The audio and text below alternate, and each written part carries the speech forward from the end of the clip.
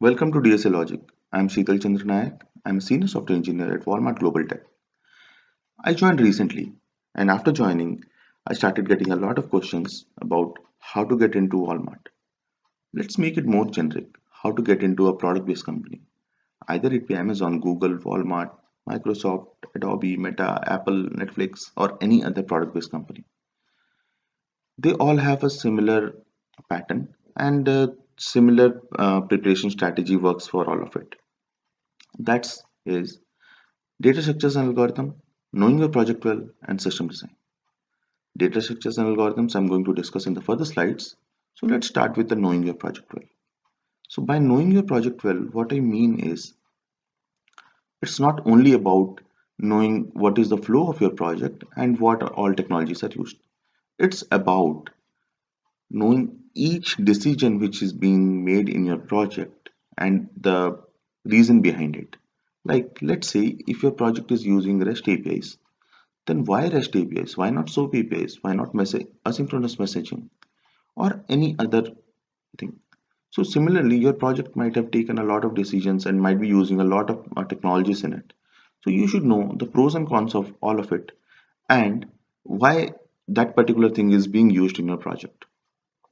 I know sometimes it's not your decision to decide what is being used, but still you should try to ask your teammates or senior members about it and try to build a good understanding about it. Because the next thing, the system design, is also starts with this only. Once you know the pros and cons of the technologies and why that is being chosen, so you will know basically at what kind of situations that particular technology can be helpful. So next is like just creating a new system with new functionalities, but mostly if you are aware about the technology, so you can decide on what kind of problem, what kind of technology can help. So that's about it. Now let's talk about data structures and algorithms. So when we talk about data structures and algorithms, so these are the topics which comes into the picture. Any problem you will face will be a part of either these topics or their subtopics or any derived from these only. They're mostly this is the whole sum of data structures and algorithm problems. So for now, I think it looks like a lot of topics. Let's try to break it into small. So if we talk about only basic data structures, so these are the basic data structures: arrays, linked list, hash table, queues, and stack. Let's talk about basic algorithms. So basic algorithm consists of like a linear search, binary search, two pointers, hashing, and recursive algorithms. Now, by combining these basic data structures and basic algorithms, we actually get all of these topics covered. Let's talk about dynamic programming. So dynamic programming starts with doing a recursive solution. Then either you can memorize it or figure out a mathematical kind of a formula for the iterative approach, and you can implement that. And you are good with the dynamic programming solution over there.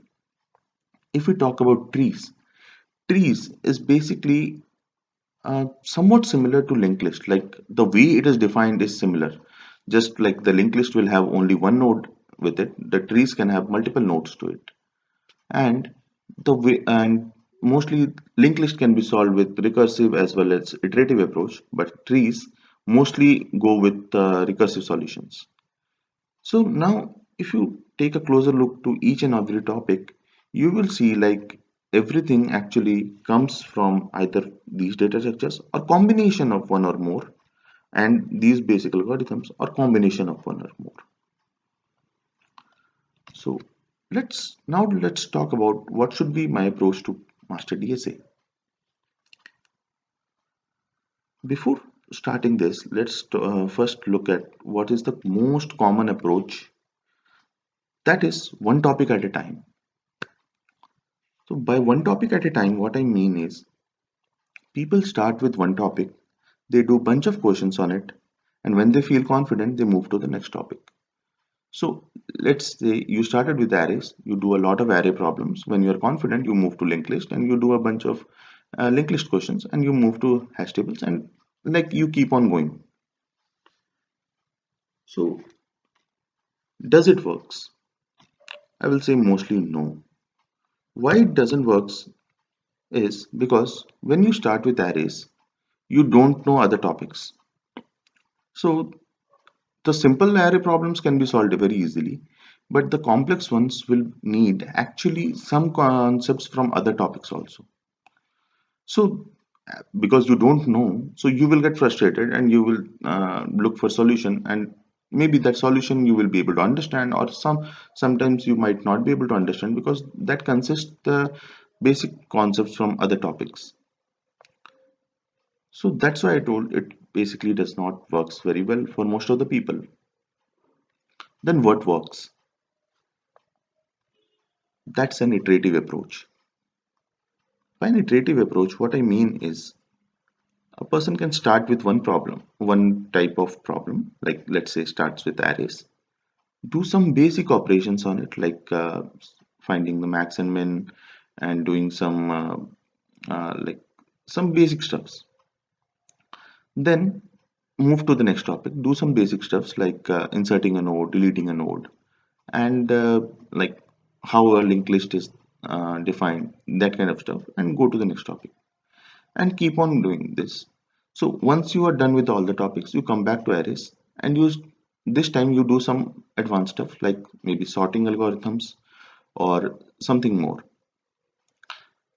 Next, similarly, you will go to the linked list. Again, you will do some complex stuffs like reversing a linked list or these kind of problems.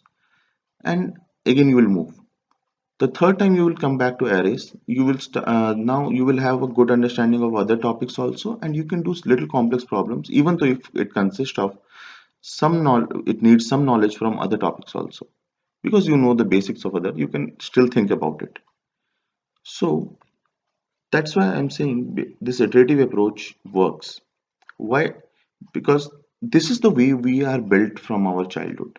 Like we go to school and we learn something in the first, like in the standard one, and this in the standard two we again learn the same things with slightly advanced things. And this iterative approach is similar to that. Then what's next? For the people who are completely beginners for data structures, I'm going to bring a DSA basic series where I'll be explaining in the iterative approach all the basic stuffs, and what like I will try to correlate all the things, even like what is time complexity, how it is to be calculated, and all. So subscribe and stay tuned. Hope you liked it. Thank you.